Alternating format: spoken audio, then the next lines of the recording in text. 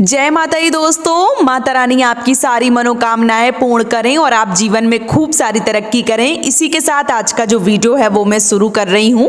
दोस्तों आज के वीडियो में मैं बात करने वाली हूं वसंत पंचमी के बारे में। साल 2025 में वसंत पंचमी कब आपको मनानी चाहिए, इसके साथ ही साथ बहुत सारे प्रश्नों के जवाब जो है वो इस वीडियो में आप सबके साथ शेयर करूंगी। तो चलिए शुरू करते हैं आज का वीडियो और जान लेते हैं इन समस्त महत्वपूर्ण जानकारी के बारे में।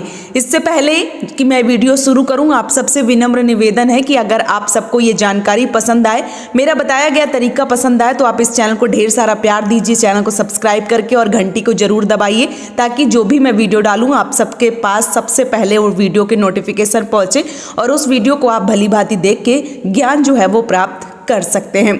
तो चलिए अब शुरू कर लेते हैं इस वीडियो को। वसंत पंचमी के बारे में बहुत सारे लोगों के मन में ये कंफ्यूजन हो रही है कि वसंत पंचमी कब मनाएं और 2 तारीख को मनाएं या 3 तारीख को मनाएं। तो मेरा यही मानना है, बहुत सारे लोग वसंत पंचमी का पावन पर्व 2 तारीख को मना रहे हैं, 2 फरवरी को। और 2 फरवरी को इसलिए भी मना रहे हैं क्योंकि सोमवार को जैसे 3 तारीख हो जाएगी तो बच्चे स्कूल इत्यादि चले जाएंगे, तो पूजा करने में बहुत सारी विघ्न और बाधाएं आ सकती हैं। तो आप 2 तारीख को अपने बच्चों को, जैसे रविवार का दिन पड़ रहा है तो बच्चों से पूजा करवा रही हैं, आप स्वयं भी पूजा कर रही हैं। तो अगर बच्चे घर पे रहेंगे तो आप अच्छे से पूजा पाठ जो है वो करवा सकती हैं। तो आप बच्चों से पूजा अगर करवा रही हैं तो 2 तारीख को दिन रविवार को आप पूरी विधिवत रूप से मना सकती हैं। लेकिन जब आप पूजा करें तो 9:30 बजे के बाद ही पूजा करें, वो आपके लिए ज़्यादा सही है क्योंकि पंचमी तिथि जो है वो 9 बजे के बाद लग रही है। तो मेरा यही मानना है कि 10, 11 बजे, 12 बजे इस तरीके से आप पूजा करें। करेक्ट 12 बजे पूजा नहीं की जाती, इस बात का भी आपको विशेष रूप से ध्यान रखना है। जो लोग परसों मनाने वाले हैं, क्योंकि उदया तिथि के हिसाब से 3 तारीख को भी बहुत सारे लोग मना रहे हैं, तो जो लोग 3 तारीख को मना रहे हैं ऐसे लोग, मान लीजिए बच्चे आपके स्कूल जा रहे हैं, स्कूल में तो पूजा होगी लेकिन घर पे भी बच्चों को पूजा जो है वो ज़रूर करवानी चाहिए।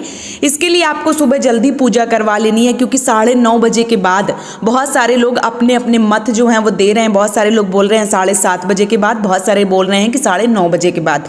तो मेरा यही मानना है कि 9:30 बजे के पहले ही आपको पूजा जो है वो करवा लेनी है अगर आप 3 तारीख को पूजा कर रही हैं। तो अगर आप 2 तारीख को पूजा कर रही हैं तो आप 9:30 बजे से लेके पूरा दिन पूजा कर सकती हैं। और अगर यदि आप 3 तारीख को कर रही हैं पूजा, तो 3 तारीख को आपको 9:30 बजे से पहले ही पूजा जो है वो कर लेनी है। इस बात का आपको विशेष रूप से ध्यान रखना है। सर्दी का समय चल रहा है तो 9 कब बज जाते हैं पता ही नहीं चलता है। तो आपको इसके लिए थोड़ा जल्दी उठ के अपना सारा काम निपटा के और पूजा जो है वो विधिवत रूप से जरूर करनी चाहिए। अगर आपके घर में छोटे बच्चे हैं तो उनसे पूजा जरूर करवाएं। यदि बड़े बच्चे हैं, समझदार हैं, तो वो स्वयं कर सकते हैं। लेकिन यदि बच्चे छोटे हैं तो आप उनसे पूजा करवाने के लिए उनको प्रेरित करें। जब आप उनको दिखाएंगी तो बच्चे ज़रूर करेंगे। घर का माहौल जैसा हम बना के रखेंगे बच्चे वैसे ही सीखते हैं। इसलिए यदि आप पूजा कर रही हैं तो बच्चों को ज़रूर खड़ा करें, बैठा लें। जिस भी प्रकार से आप पूजा करवा रही हैं उनको वहाँ पर उपस्थित जो है वो ज़रूर होना है।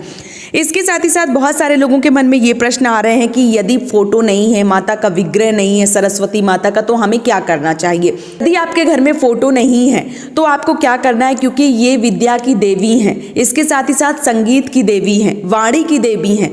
तो जो भी आपके पास मान लीजिए फोटो है, कैलेंडर है या विग्रह हैं, उनकी पूजा कर लीजिए। यदि नहीं है घर में किसी भी प्रकार की कोई भी फोटो नहीं है, कोई भी विग्रह नहीं है या कोई भी कैलेंडर नहीं है, तो आपको परेशान नहीं होना है।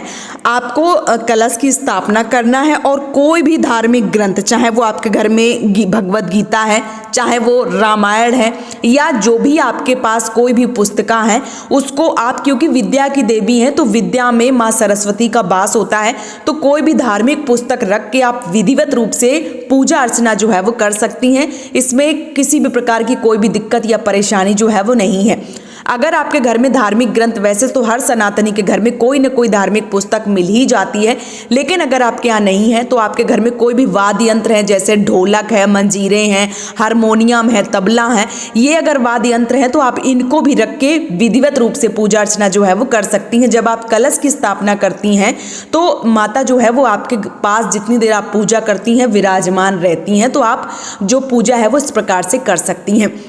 बहुत सारे लोग जिनके पास मूर्ति फोटो नहीं होती है, बहुत सारे लोग जो मान लीजिए कि धार्मिक ग्रंथ वगैरह हो उनको नहीं बनाना चाहते, तो ऐसे लोग सुपारी को भी कलावा जो मौली है वो लगाकर और माता का स्वरूप समझ के पूजा अर्चना जो है वो कर सकते हैं। तो ये मैंने सब बता दिया आपको किस प्रकार से करना है। जिस भी प्रकार से आपको सरल विधि लगे उस प्रकार से आपको पूजा अर्चना जो है वो कर लेना है। इसके साथ ही साथ बहुत सारे लोगों के मन में ये भी प्रश्न आते हैं कि पुष्प नहीं मिलते हैं, पीले पुष्प नहीं मिलते हैं, या अभी सर्दी का सीजन चल रहा है तो जो पुष्प हैं वो नहीं मिल रहे हैं। और कई बार क्या होता है कि हम नए कहीं पे जाके बस गए होते हैं, या यूं कहिए कि बहुत सारे लोग नौकरी इत्यादि के चक्कर में दूर दराज जो है वो पहुंच जाते हैं, फिर फूल इत्यादि नहीं मिलते हैं। तो आपको परेशान नहीं होना है। अगर आपको फूल मिल जाते हैं तो आप चढ़ा दीजिए। पीले फूल मिल जाते हैं जो सरसों के आते हैं, अगर वो मिल जाते हैं तो आप चढ़ा दीजिए। अगर नहीं है, मैं अपने कई सारे वीडियो में बताती हूँ, कोई भी सामान अगर नहीं है तो आपको परेशान नहीं होना है। जो सामान है उससे ही आपको पूजा करना है। जरूर नहीं है कि बहुत सारा सामान हो तभी हम पूजा करें। जो सामान है उससे ही पूजा जो है वो हम कर सकते हैं। इसमें पीली चीज़ों की महत्वता जो है वो बहुत ज़्यादा दी जाती है। तो आप इस दिन पीले वस्त्र धारण करें और पीली जो भी चीज़ें हैं वो आपको चढ़ानी चाहिए। बहुत सारे घर की मान लीजिए कि अलग अलग परंपराएं होती हैं। बहुत सारे लोगों के यहाँ बूंदी के लड्डू, बेसन के लड्डू, चावल इत्यादि जो है वो बनाए जाते हैं। आपके घर की परंपरा जो है उस प्रकार से आपको भोग प्रसाद बना के और माता रानी की विधिवत रूप से पूजा अर्चना जो है वो जरूर करनी चाहिए। इसके साथ ही साथ जो पढ़ाई है वो करनी चाहिए या नहीं करनी चाहिए, तो देखिए वसंत पंचमी का दिन जो है वो माता रानी के प्रकट उत्सव के रूप में मनाया जाता है, जन्मोत्सव के रूप में मनाया जाता है। ऐसा माना जाता है कि ब्रह्मा जी ने इस दिन माता सरस्वती को प्रकट किया था, और जो माता सरस्वती हैं वो ब्रह्मा जी की अर्धांगिनी भी हैं। तो इस दिन आप जो पढ़ाई लिखाई है वो जरूर करें, क्योंकि इस दिन जो वाद्य यंत्र है उनकी पूजा होती है, क्योंकि माता रानी जो है वो स्वर की देवी हैं, विद्या की देवी हैं। तो स्वर जो है वो इसी दिन से डाले गए थे। चाहे वो आप किसी भी समुद्र में या किसी भी धारा को जब आप सुनते हैं तो कलकल की आवाज आती है। तो जब माता रानी का प्रकट उत्सव हुआ था तभी से ये आवाजें जो है वो प्रारंभ हुई थी। पहले किसी भी चीज में आवाज नहीं थी। तो ये चीजें जो है वो माता रानी के प्रकट उत्सव से ही मनाई जाती हैं। तो इस दिन पढ़ाई लिखाई जो है वो ज़रूर करनी चाहिए। छोटे बच्चे यदि घर में हैं तो शहद से उनके जीभा में या घी से, जो गाय का घी है उससे श्री जो है वो जरूर लिखना चाहिए। बहुत सारे लोग बीज मंत्र, जो सरस्वती माता का बीज मंत्र है वो भी लिखते हैं, लेकिन इतना सारा जो है वो नहीं लिख पाते हैं। तो आपको श्री जो है वो जीभ में जरूर लिखना चाहिए। अगर आप पढ़ाई लिखाई कर रहे हैं तो पहले पुस्तकों का पूजन करें, उसके बाद पढ़ाई लिखाई जो है वो जरूर करें, क्योंकि विद्या की देवी हैं। इस दिन से आप किसी भी प्रकार का कोई भी कार्य जो है वो शुरू कर सकते हैं, क्योंकि अभूज मुहूर्त होता है। तो आप अन्नप्राशन संस्कार से लेके जो गृह प्रवेश है या विवाह शादी जो भी कार्य है वो आप वसंत पंचमी से शुरू करते हैं तो माता रानी का आशीर्वाद जो है वो आपको प्राप्त होता है।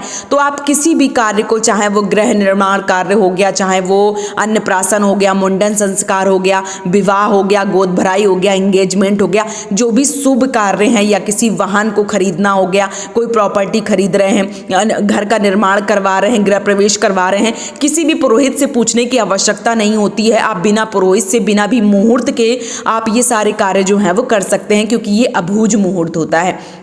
तो वसंत पंचमी या सरस्वती पूजा का जो दिन है वो बहुत ज़्यादा उत्तम होता है। तो अगर आप 2 तारीख को पूजा कर रहे हैं तो जैसे मैंने बता दिया 9:30 बजे के बाद पूजा करें, और यदि आप 3 तारीख को पूजा कर रहे हैं तो 9:30 बजे से पहले ही आपको पूजा जो है वो कर लेनी है। अभी देखिए बहुत सारे लोगों की भ्रांतियाँ इतनी ज़्यादा हो गई हैं। 2 दिन सारे व्रत त्यौहार, 2 दिन का ऐसा मचा ही रहता है हर त्योहारों में। एक दिन का जो है नियम होता ही नहीं, हर जगह 2 दिन, किसी के यहाँ आज है तो किसी के यहाँ कल है। तो आप अपने आस पड़ोस मोहल्ला में भी देख लीजिए कि आपके यहाँ किस प्रकार से मनाया जा रहा है। आप जैसे फ़ोन पे बात वगैरह करती हैं तो घर पे वगैरह, जैसे बहुत सारे लोग प्रदेश में रहते हैं तो अपने घर का भी पूछ लीजिए कि वो लोग कब मना रहे हैं, उस प्रकार से भी आप मना सकते हैं। 2 दिन अभी सारे त्यौहार जो है वो 2 दिन की माथापच्ची बहुत ज़्यादा हो गई है, तो आपको परेशान नहीं होना है। जिस भी दिन आप मना रहे हैं पूरी विधिवत रूप से मनाएं, चाहे वो 2 तारीख हो चाहे वो 3 तारीख हो, क्योंकि बहुत सारे कैलेंडर में 2 तारीख को दिया है, बहुत सारे कैलेंडर में 3 तारीख को दिया है। तो आप अपने हिसाब से जो वसंत पंचमी का पावन पर्व है वो मना सकती हैं। तो उम्मीद करती हूँ इन समस्त प्रश्नों का जवाब आपको इस वीडियो में मिल गया होगा। वीडियो अगर पसंद आया है तो आप मुझे सपोर्ट जरूर करें, इस चैनल को सब्सक्राइब करके और वीडियो को लाइक करके। आज का वीडियो यहीं पे समाप्त कर रही हूँ दोस्तों। जय माता दी।